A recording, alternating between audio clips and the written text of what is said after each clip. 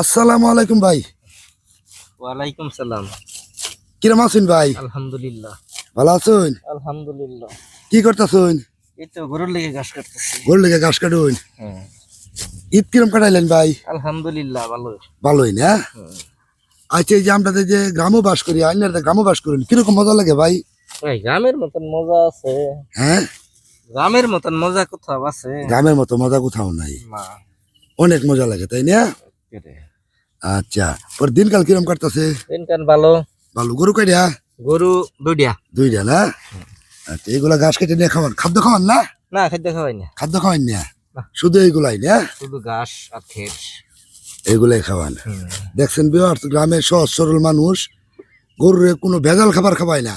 এই যে দেখেন ঘাস কিভাবে কাটতেছে, এই ঘাসগুলাই গরুরে খাওয়ায় ওনারা। এমনি ওই যে এই কি বলে সে, ওই আপনার সার বিষ আবি কি বলে গরুরে খাওয়ায়, এগুলো তো খাওয়ান না, আমরা খাওয়াই না। খাওয়াই না না? আচ্ছা আচ্ছা আচ্ছা, সত্যি করে একটা কথা বলেন তো, এই যে আমরা যে গ্রামে এই যে ন্যাচারাল ভাবে চলাফেরা করেন, বিলে বন্ধে বাজারে যান, শহরের তুলনায় ভালো আছেন না খারাপ আছেন? আলহামদুলিল্লাহ ভালো। ভালোই আছেন না? ভালো। আচ্ছা ঠিক আছে ভিউয়ার্স, ভালো থাকেন।